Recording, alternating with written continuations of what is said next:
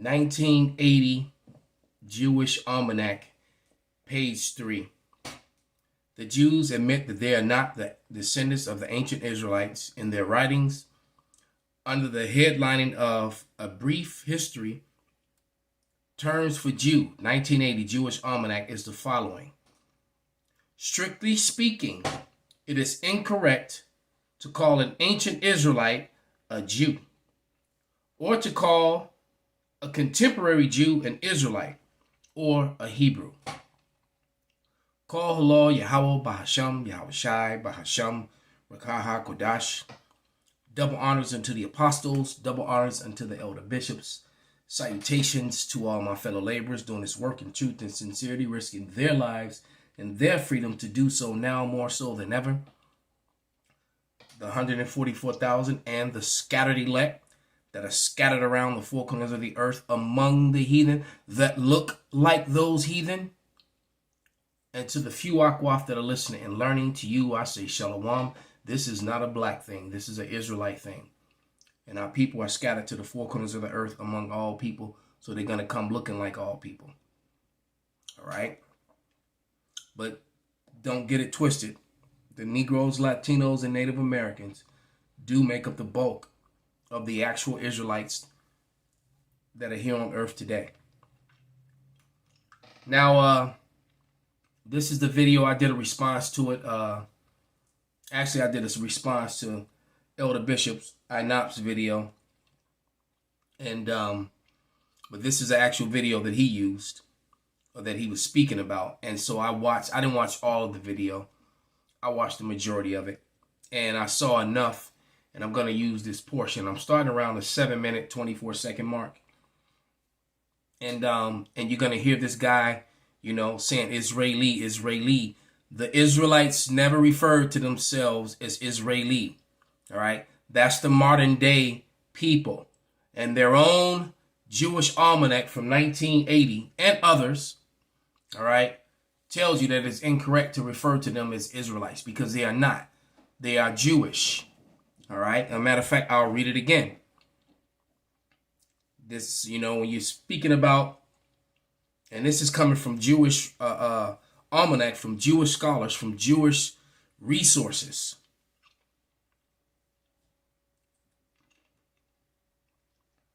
All right, the 1980 Jewish Almanac, page 3, where the Jews admit that they are not the descendants of the ancient Israelites in their writings, under the heading of Brief History of the term for Jew, in 1980 Jewish Almanac is following. Strictly speaking, it is incorrect to call an ancient Israelite a Jew or call a contemporary Jew an Israelite or Hebrew. Now, the truth of the matter is that they indeed are Hebrews because they really are of the line of Abraham. The issue for them is that they're of the line of Esau, Abraham's grandson, not Jacob, all right, who's also Abraham's grandson. Okay, so they are Hebrews. Abraham was a Hebrew. So Isaac was a Hebrew. Jacob and Esau were Hebrews. All right, but they are Hebrew Edomites. All right, like the lady on the screen has the appearance of a typical Edomite. Doesn't mean that she is, though. She could be one of us easily. All right, just using her as an example. You know, I don't even speak this woman's language, so and I haven't seen enough of her to really test her spirit. But one thing's for sure, that there was a lot of Israelites in the area of Russia, that portion of Europe, Slovakia, that portion of Asia. All right, Europe is in Asia. The Middle East is Western Asia. Europe is Western Asia. I have the map to prove it. Any map proves it. There's no land separation between Asia, all right, and Europe. That's why they say Eurasia. All right, remember, you can walk from Spain, you know. You could take a train, a bus, or a buggy, or cart, or horse from Spain all the way to Korea, all the way across to the other side, through Russia to the other side, because it's one landmass. As a matter of fact, in the episode of the Vikings, they showed you that when Ivan the Boneless left England or Ireland, wherever he was, and went on a cart and went all the way to Russia, on horse and buggy. You didn't have to get on a ship. All right. You can walk from Israel on a horse and buggy and go all the way to Korea, all the way to Russia on land. All right. It's one landmass. Always has been. Remember, in the Bible, it refers to Asia. It talks about Spain and Italy. It doesn't mention Europe. That's something that came about, all right, when they started renaming and moving landmarks and all that stuff. That's another social construct. Just like the Middle East, just like it just told you that that you can't call them Jews, because that term didn't really start being used until the 1800s. All right, early 1800s. All right, it could have been 1600s. I'm pretty sure it was 1800s when that term began to really be used. So that word was printed into the Bible instead of Judean or Yahawadah, as it should say. All right. Now let's let the receipts do what they do. Without a doubt, they have a great importance and a fundamental recognition in Russia, because the icons represent for Russia what the pyramids represent for Egypt, or the temples to the Greeks. Wait. The exhibition... Let's run that back.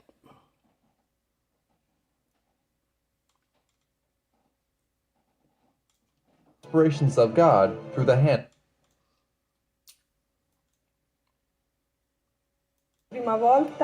It's the first time that a large number of Russian icons have come here to Italy. In addition, here are a dozen examples that have never before been moved. They appear for the first time in our catalog. Icons are usually painted on wood and meant to represent saints or sacred elements. The Orthodox tradition considers them as if they were the gospel, inspirations of God through the hand of the artist. Oh, I went back too far, Salakia. Their deep symbolism is reflected from the meaning. Here we go. Without a doubt, they have a great importance and a fundamental recognition in Russia, because the icons represent for Russia what the pyramids represent. So there we go. These are the pyramids showing you Egyptians in Egypt. And this was unearthed. This particular one was unearthed about 4 or 5 years ago. And it was a 5,000-year-old tomb. This story aired on a bunch of Western Asia news platforms, and even one in America. So I actually had images of this in my phone for years. Probably around 2019 or 20.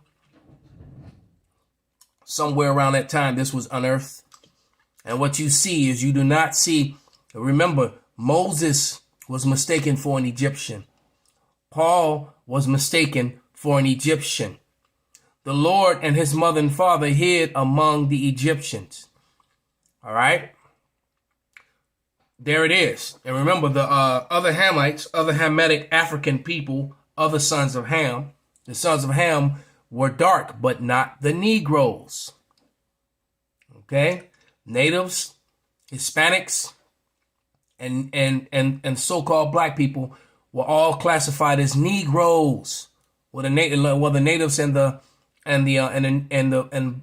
African slaves were. In 1682 in Virginia, they were classified as Negroes. If you notice, if you go throughout history, Africans were never referred to as Negroes. Never. It never said Africans for sale. All the slave flyers and sales pamphlets and things of that nature always said Negroes for sale, because there was a difference. Because Africans were selling Negroes, a different set of black people. I was trying to find that scripture. Can the Ethiopian change his spots or its color? Can a leopard change his spots? Let me see if I can find that real quick.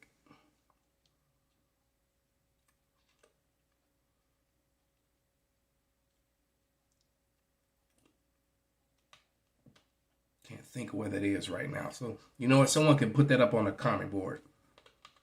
All right?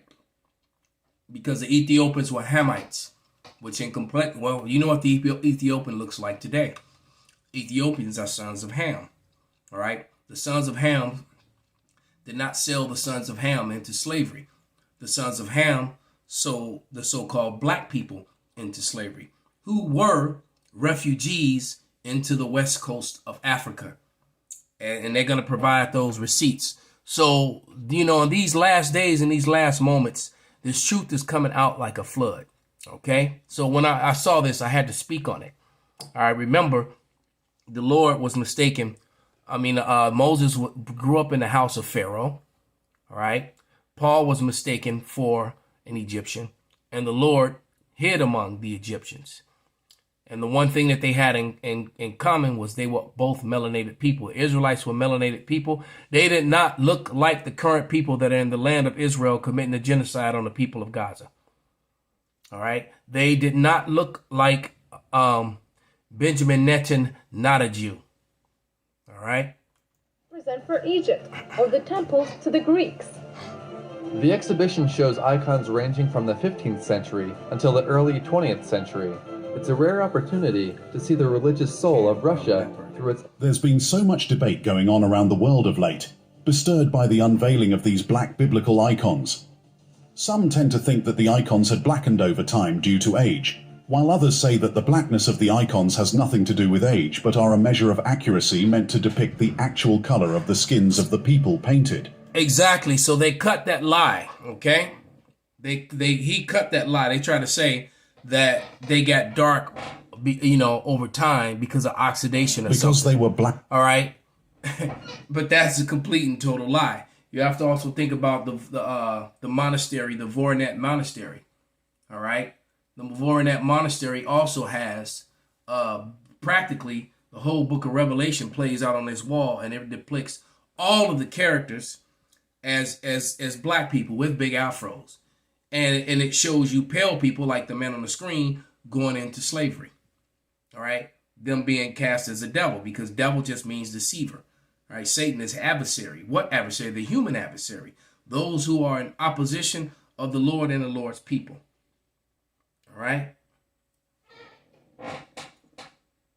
Black people, says Robert Rubin. Why didn't their clothes change to black in those paintings, or all of the paintings? The true Israelis were black-skinned people, not white. Likewise, the ancient Egyptians. The Reshet structure in Mauritania is also the location of Atlantis. Russians did not change their paintings just as other countries did. They simply kept the true paintings and iconography. Look up... So what the other Edomites did was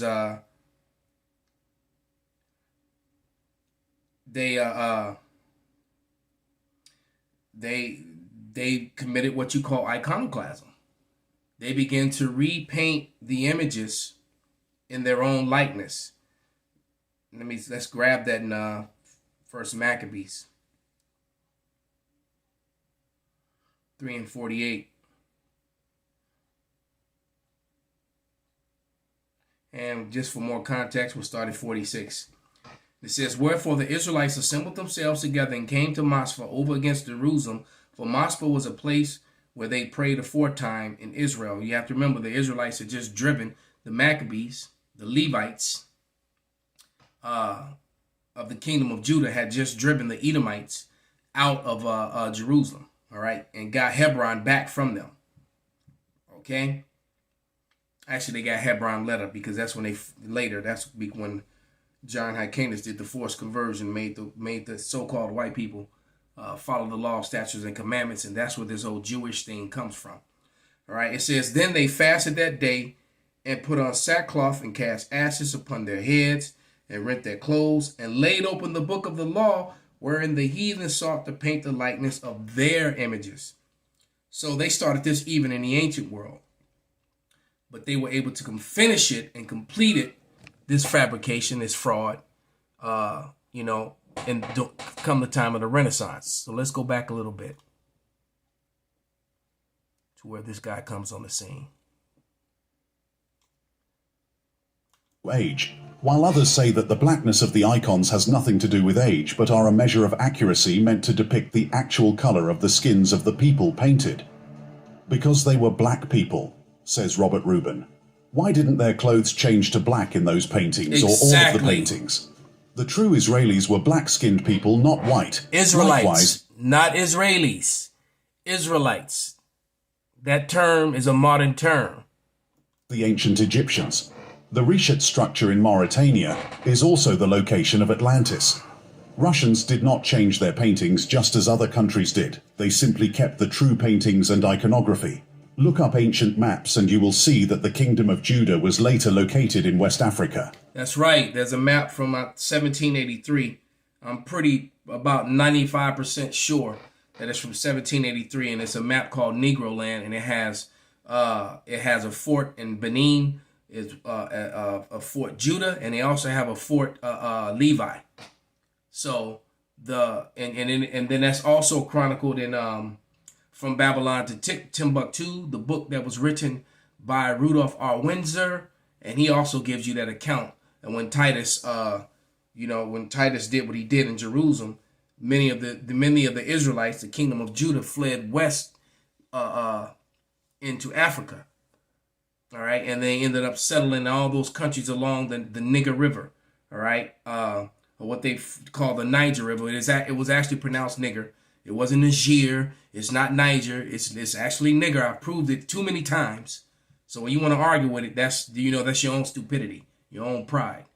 All right, because nigger didn't mean anything bad. It was no different from saying black or negro, or moreno. It was no different. It just was describing someone who was dark. The negative connotation was put on it during the time of slavery, and mainly here in the Americas. All right, that's when that negative connotation got put on the word. The word wasn't a negative word in its inception. All right, but all those Israelites that set up those kingdoms along the Niger River, the kingdom of Chad, Mali, Senegal, all the way over to you get to Uganda, all the way to Benin, to Nigeria. All right, those were mainly Israelites in there, in that area. And now, of course, Ham is mixed in. Okay, but those were Israelites in those kingdoms. And many of them still refer to themselves as Israelites to this day, and had customs that predate everything that's being done over in the all the fraud that's being committed in the land of Israel by the Amalekites. All right, the Edomites who fulfilled the scripture of Ezekiel 36:5. All right, 1-5 by taking the Holy Land to themselves and saying aha. All right, but Lamentations 4:8. It reads, their visage is blacker than a coal. They are not known in the streets. All right. Their skin cleaveth to their bones. It is withered and it has become like a stick. Well, they're not known in the street because they're called Negroes, Latinos, and Native Americans. They're called niggers and blacks, Hispanics, savages, beaners. They used to call natives tree niggers or forest niggers. All right. The Jewish nation was destroyed by Titus. Millions of Jews fled into Africa. Facts. They ended up in the west of Africa. From there, they were sold as slaves to almost every part of the world. Facts. Do you think the hatred for black people is just normal or a coincidence? No. It was because they, Israelis, did not keep the commandments of God. The Israelites, all right? So let's get a few scriptures. And this, trying to go against this at this point is just utterly ridiculous. It makes you look like the uneducated, stupid, racist hater, all right, or lover of your enemy, because you still got jakes that want to try to come against this. All these facts in history being brought up, they're still opening up their mouths to say something stupid, all right? Deuteronomy 28:16 through 68 is describing the history of the Negro, Latino, and Native American to all the way down to the tittle, to the dot, to the crossing of the T and the dotting of the I. Deuteronomy 28:68. And Yahawah shall bring thee into Egypt again. Egypt meaning house of bondage. Again with ships. All right. Then the JPS publication put out one that said no one will buy you. Dummy, it's not. And so then no one bought them. So they put themselves on slavery, drugged themselves around the world and showed up in all these ports and no one would buy them. You know how stupid that sounds? They were forced onto the ships. And when it says, and no one would buy you, means no one would redeem you. Look up the meaning of the word. All right. That's why, it tells you in the book of the Apocrypha, it tells you that word spoken in Hebrew have more power, and they don't have the same meaning in translation. And buy is an old Quaker English word, which means redeemed. All right, just so you know that. But it says, and Yahawah shall bring thee into Egypt again with ships. Egypt meaning house of bondage. You will go into bondage again with ships. We all know what people will put on slave ships. All right, and when you read one of the curses above, it says a yoke of iron will be put on your necks. So, Benjamin Netan, not a Jew, did not, he and his people did not have yokes of iron put on their necks, and they were not forced on the slave ships and sold to every nation and around the world. Didn't happen to them. All right. It says, by wherefore I spake unto thee, thou shalt see it no more again. The it was the land of Israel. And there you shall be sold unto your enemies for bondmen and for bondwomen, and no man shall buy you, meaning no one's going to redeem you. All right. You still got dumb pastors, saying, yeah, well, they good into slavery, but no one bought them. Shut your stupid, you dumb. All right. When there's physical evidence, you got a whole museum in Chicago that's dedicated to it. The DuSable Museum has actual portions of a slave ship, actual remnants of peoples, and the relics and the chains and the fetters of irons and the yokes of iron, right there at the DuSable Museum, right here in Chicago. Fuck you mean? All right. I was gonna go to Baruch real quick.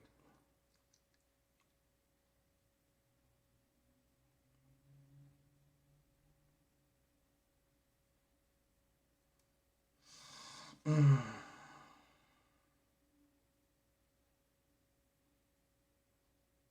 right, because we Baruch 4:13, they knew not his statutes, nor walked in the ways of his commandments, nor trod the paths of the discipline in his righteousness. See, we didn't follow the way, so the Lord did what he did. We provoked him. Matter of fact, Baruch 4:6 reads, ye were sold to the nations, not for your destruction, but because you moved God to wrath, you were delivered unto your enemies. For you provoked him that made you, and you by sacrificing unto devils and not unto God. All right, so that is why we got sold. Point blank, period. All right, we broke the contract with the Lord, and punishment for that was slavery. All right, this is Baruch 2:30. We'll finish with this. I started 29. I'm going to read all the way to the end, 35. If you will not hear my voice, surely this very great multitude shall be turned into a small number among the nation where I have scattered them. That's why they call us minorities. You can't get around these prophecies, man. The Bible is undefeated. The prophecies are undefeated. For I knew that they would not hear me, because it is a stiff-necked people. But in the land of their captivities, we got scattered everywhere, and everywhere our people are, whoever they mixed in upon, they're down. They're on the bottom. All right, like the untouchables over in India. The bulk of those people are Israelites. That's why they treated the way they are. All right. It says, for I knew they would not hear me, because it is a stiff-necked people, but in the land of their captivities, they shall remember themselves. And that's what's got them shook and so nervous right now. And it shall come, and they shall know that I am the Lord their power, for I will give them a heart, meaning a mind, to ears to hear. And they shall praise me in the land of their captivity and think upon my name. And this is what got these people so shook right now. And return from their stiff neck and from their wicked deeds, for they shall remember the way of their fathers which sinned. You break the law to sin, which means that the law still stands. Dumbass Christians. And I will bring them again into the land which I promised with an oath unto their fathers, Abraham, Isaac, and Jacob, and they shall be lords of it, and I will increase them, and they shall not be diminished, and I will make an everlasting covenant with them, and be their power, and they shall be my people, and I will no more drive my people of Israel out of the land that I have given them, And this is what they're so nervous and worried about, because this is a time frame that we're in. For Jacob Esau is the end of the world, and Jacob is the beginning of it that followeth, and it is about our time. Call Halal, Yahawah, Bahasham, Yahawashi, Bahasham, Rawchaa, Qadash, Kwam Yasharala Shalom.